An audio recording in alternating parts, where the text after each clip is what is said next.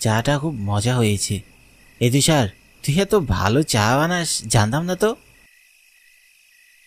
হয়েছে হয়েছে, আর অত চাপা মারতে হবে না, চা অতটাও ভালো হয়নি।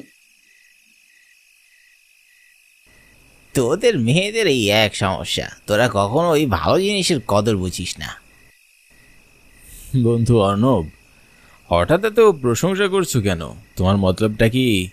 আর এক প্যাক ড্রিঙ্কস চাও নাকি? হ্যাঁ হ্যাঁ, যা বাবা, তুইও দেখছি রিমির মতোই কথা বলছিস।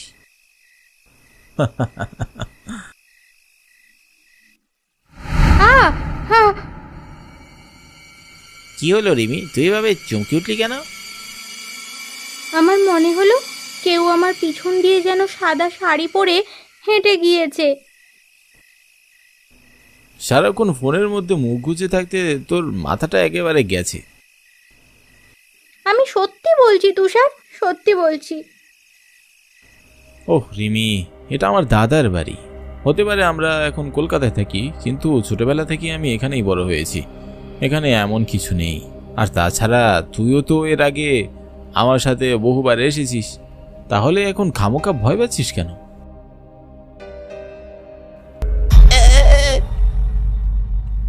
কি রে অর্ণব, তোর আবার কি হলো? এমন ভয় পেলি কেন? আমার মনে হলো কেউ খুব শীতল হাতে আমার কাঁধে স্পর্শ করছে। দেখ অর্ণব, মজা করিস না। আমি মজা করছি না, সত্যি বলছি। বুঝেছি, তোদের দুজনের হ্যালুসিনেশন হচ্ছে। তখনই বলেছিলাম এত ড্রিঙ্কস করিস না, শুনলি না তো আমার কথা।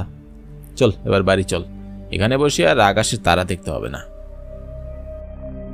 কিন্তু বাড়ির ভেতরে তো বিদ্যুৎ নেই, এই অন্ধকারে কেমন করে থাকবো? অন্ধকারে থাকবি কেন? টর্চ চালিয়ে থাকবি। চল চল চল।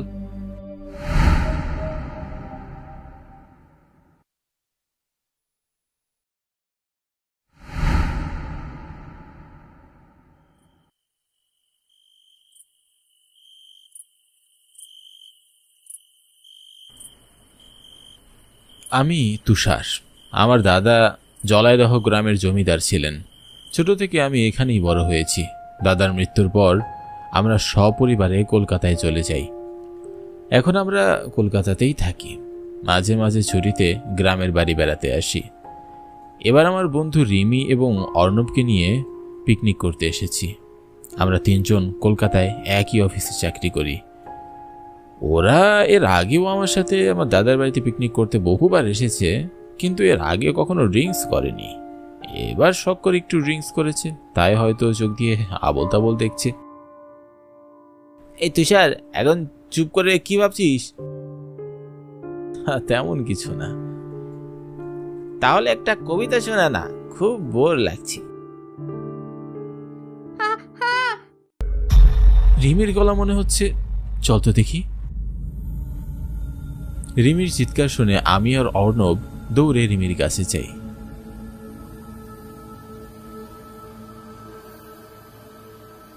গিয়ে দেখলাম রিমি অচেতন অবস্থায় মেঝের মধ্যে পড়ে আছে। রিমি, রিমি চোখ খুল, কি হলো তোর? অর্ণব একটু পানি আনতো।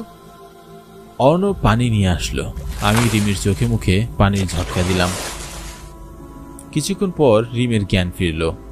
ওর চোখে মুখে ভয়ের ছাপ স্পষ্ট দেখতে পেলাম। ওর হাত পা কাঁপছিল, একেবারে নির্বাক হয়ে আমার দিকে তাকিয়েছিল। রিমি, কি হয়েছে তোর? এমন ভয় পেলি কেন? হে, এই রুমে কেউ আছে, কেউ একজন আছে। মানে কি বলছিস এসব? হ্যাঁ তুষার, আমি রুমে টর্চ লাইট জ্বালিয়ে বসেছিলাম, কেউ যেন টর্চ লাইটটা নিভিয়ে আমার চুল টেনে ধরেছে। আমি দৌড়ে পালানোর চেষ্টা করেছিলাম, কিন্তু কিন্তু আমার চুল এমন শক্ত করে ধরেছিল, আমি কিছুতেই এগোতে পারিনি। তারপর আর আমার কিছু মনে নেই। রিমির কথা শুনে আমি ভীষণ অবাক হলাম, কারণ আমাদের বাড়ির ভিতর চোর ডাকাত ঢোকার কোনো পথই নেই। কিন্তু রিমির চোখে মুখে প্রচণ্ড ভয় ফুটে উঠেছে। ওর কথা অবিশ্বাস করারও সুযোগ নেই। আমি আর অর্ণব পুরো রুম ভালো করে তাকিয়ে দেখলাম, কিন্তু রুমের কোথাও কাউকেই দেখতে পেলাম না। কই রে রিমি, তোর রুমে তো কাউকেই দেখতে পাচ্ছি না। তোর কোথাও ভুল হচ্ছে না তো? তোরা কেন আমার কথা বিশ্বাস করছিস না? আচ্ছা ঠিক আছে রিমি, তোকে আর এই রুমে থাকতে হবে না, চল আমরা তিনজন একসাথে আজ সারা রাত বসে গল্প করি। আমার কথা শুনে রিমির ঠোঁটের কোণে হালকা হাসি ফুটে উঠল। মনে হলো ও আমার কথায় স্বস্তি পেয়েছে। তারপর আমরা তিনজন বন্ধু মিলে এক রুমে টর্চ জ্বালিয়ে বসে গল্প করছিলাম। রিমির ভয় অনেকটা কেটে যায়, ওকে দেখে কিছুটা স্বাভাবিক মনে হচ্ছিল। আমি ওদের দুজনকে কবিতা শোনাচ্ছিলাম। রাতের আকাশে তাকিয়ে দেখি লক্ষ তারার মেলা, এক চাঁদকে ঘিরে যেন তাদের যত খেলা।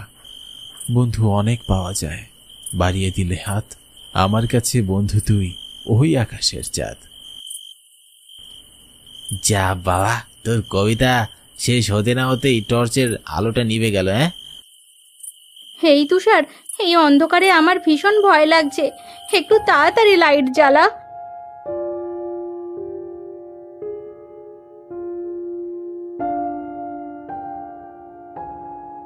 রিমির কথা মতো আমি লাইট জ্বালানোর চেষ্টা করলাম, কিন্তু কি আশ্চর্য, লাইট কিছুতেই জ্বলছে না।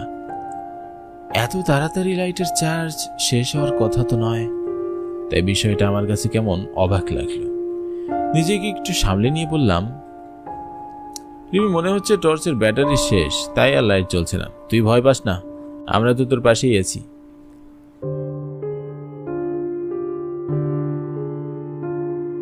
উফ, কখন যে কারেন্টটা আসবে কি জানি। আমি রিমিকে সান্ত্বনা দিলেও কিছুতেই নিজের মনকে শান্ত করতে পারছিলাম না। এবার কেন যেন গ্রামের বাড়ি আসার পর থেকে প্রতিটা বিষয় খুব অস্বাভাবিক মনে হচ্ছে। এর আগে কখনো এত লম্বা সময় আমাদের বাড়িতে লোডশেডিং দেখা যায়নি। হঠাৎ অর্ণবের চিৎকার শুনে, কি হলো অর্ণব, ভয় পেলি কেন? কে যেন ঠান্ডাতে আমার গলা চেপে ধরেছিল, আমি চিৎকার করতে ছেড়ে দিল। অর্ণব আর রিমি, আমি তোদের পাশেই বসে আছি। কেউ যদি তোদের গলা চেপেই ধরতো তাহলে আমরা অবশ্যই দেখতে পেতাম। কেন অকারণে ভয় পাচ্ছিস? তখন বলেছিলাম এত ড্রিঙ্কস করিস না। আমি শুধু শুধু ভয় পাচ্ছি না, সত্যি বলছি, কেউ আমার গলা চেপে ধরেছিল। অর্ণবের মুখে এমন কথা শুনে আমার বুকের ভেতরটা মোচড় দিয়ে উঠল। অর্ণব তো ভীষণ সাহসী ছেলে, আজ ওকে এভাবে ভয় পেতে দেখে আমার নিজেরও প্রচন্ড ভয় হচ্ছে। কেন যেন আমার গা ছমছম করছে। মনে হচ্ছে রুমে আমরা তিনজন ছাড়াও আরো কেউ আছে। রুমের চারপাশে তাকিয়ে দেখিলাম পুরো রুম ঘুটঘুটে অন্ধকার। এই অন্ধকার রুমের মধ্যে কেউ লুকিয়ে থাকলেও তাকে খুঁজে বের করা সহজ হবে না। তুষার, দেখ, অর্ণবের গলা গড়িয়ে রক্ত ঝরছে। রিমির কথা শুনে আমি চমকে উঠলাম। প্রচন্ড ভয়, গায়ের পশমগুলো কাটা দিয়ে উঠল। আবছা আলোতে দেখলাম অর্ণবের গলায় ধারালো নখের আঁচড়। ভয়ে আমার চোখ কপালে উঠে যায়। বুঝতে পারছিলাম আমাদের সাথে খুব খারাপ কিছু হতে যাচ্ছে। প্রচন্ড ভয়ে আমরা তিনজনই থরথর করে কাঁপলাম। হঠাৎ রুমে ঝড় শুরু হলো। মনে হচ্ছিল প্রচন্ড বাতাসে রুমের সমস্ত কিছু উড়িয়ে নিয়ে যাবে। জানালা দিয়ে বাইরে চোখ পড়তেই দেখলাম বাইরে কোথাও কিছু বাতাস নেই। আমি কিছু বুঝে ওঠার আগেই রিমি হাওয়ায় ভাসতে শুরু করলো। রিমি প্রচন্ড ভয়ে চিৎকার করতে লাগলো, হ্যাঁ হ্যাঁ অর্ণব, তুষার, তুষার আমাকে বাঁচা, আমাকে তোরা বাঁচা। রিমি, কে তুমি? কেন আমাদের এমন ভয় দেখাচ্ছ? রিমিকে ছেড়ে দাও। কেন আমাদের মজার সময়গুলোকে তুমি এইভাবে মিশিয়ে দিচ্ছ? আমরা তোমার কি ক্ষতি করেছি? সাহস থাকি তো আমাদের সামনে আসো।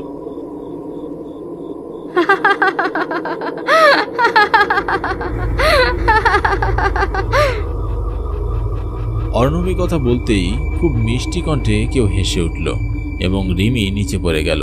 প্রচন্ড ভয়ে রিমি অজ্ঞান হয়ে যায়। রিমি, রিমি চোখ খুল। রিমি, আমরা এখনই এখান থেকে চলে যাব। চোখ খুল তুই। তুষার, আমাকে বাঁচা। কি যেন আমার হাত পা ধরে আমাকে টেনে নিয়ে যাচ্ছে, বাঁচা তুষার। অর্ণবের কথা শুনে আমি থরথর করে কাঁপতে লাগলাম। রিমিকে অজ্ঞান অবস্থায় ফেলে রেখে আমি অর্ণবের পেছনে দৌড়াতে লাগলাম এবং আমাদের বাড়ির ছাদে চলে আসলাম। এসে দেখলাম অর্ণব আহত অবস্থায় একা দাঁড়িয়ে আছে, ওর চোখে মুখে ভয়ের ছাপ। আমি কাউকে দেখতে না পেয়ে বিরক্ত হয়ে বললাম, কে তুমি? আমাদের এমন ভয় দেখাচ্ছ কেন? কেন আমাদের এবার বিরক্ত করছো? আমরা তোমার কি ক্ষতি করেছি? তোদের কারো সাথে আমার কোনো শত্রুতা নেই, শুধু আমার প্রিয় মানুষটাকে দিয়ে দে। আমি অনেক দিন যাবৎ ওর জন্য অপেক্ষা করেছি। ওকে পেয়ে গেলে আমি আর তোদের কোনো ক্ষতি করব না। কে তুমি? কি সব বলছো? কে তোমার প্রিয় মানুষ? আমি এ কথা বলতেই আমার সামনে অপরূপ সুন্দরী একটা অশরীরীর হাজির হয়, আর তাকে দেখে অর্ণব চমকে ওঠে। হিয়াবতী, তুমি? হ্যাঁ, তোমাকে ছাড়া একা একা আমার একদমই ভালো লাগছে না। আমি অনেক দিন যাবৎ তোমার জন্য অপেক্ষা করেছি। এসো এসো, আমার কাছে এসো, আমি তোমাকে নিয়ে যেতে এসেছি। কে তুমি, আর কেনই বা অর্ণবের প্রাণ কেড়ে নিতে চাইছো? আমি ইরাবতী, আপনাদের জয়ালদহ গ্রামের একজন গরিব কৃষকের মেয়ে। আপনার বন্ধু খুবই খারাপ মানুষ। প্রায় সময় ও আপনার সাথে গ্রামে বেড়াতে আসতো। একটা সময় তার সাথে আমার গভীর প্রেমের সম্পর্ক গড়ে ওঠে। সে আমাকে মন্দিরে নিয়ে গিয়ে বিয়ে করে। তার কিছুদিন পর আমি অন্তঃসত্ত্বা হই। আমাদের বিয়ের কোনো সাক্ষী ছিল না, তাই গ্রামে আমাকে নিয়ে ছিচি পড়ে যায়। লোকে আমাকে কলঙ্ক অপবাদ দিতে থাকে।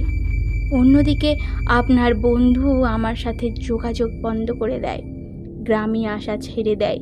যেহেতু আমি তার বাড়ির ঠিকানা জানতাম না, তাই বাড়িতে যাওয়া আমার পক্ষে সম্ভব ছিল না। আমার জন্য গ্রামের লোকেরা আমার বাবা মাকে গ্রাম থেকে বের করে দেয়। রাগে দুঃখে লজ্জায় একটা সময় আমি আত্মহত্যা করি।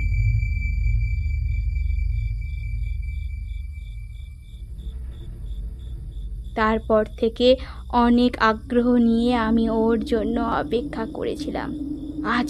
আজ ওকে পেয়েছি। আমার আত্মা আজ শান্ত হবে।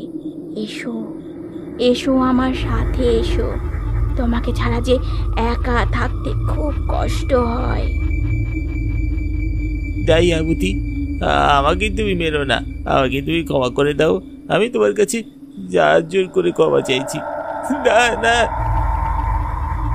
ইয়াবতী অর্ণবের কোনো কথাই শোনে না। সে অর্ণবকে ধাক্কা মেরে ছাদ থেকে ফেলে দেয় এবং সে হাওয়ায় মিলিয়ে যায়। আমার চোখের সামনে ঘটে যাওয়া এই সমস্ত ঘটনা দেখে আমি নির্বাক হয়ে যাই।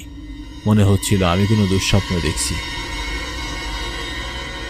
সেই রাতে রিমির আর জ্ঞান ফিরে আসে না।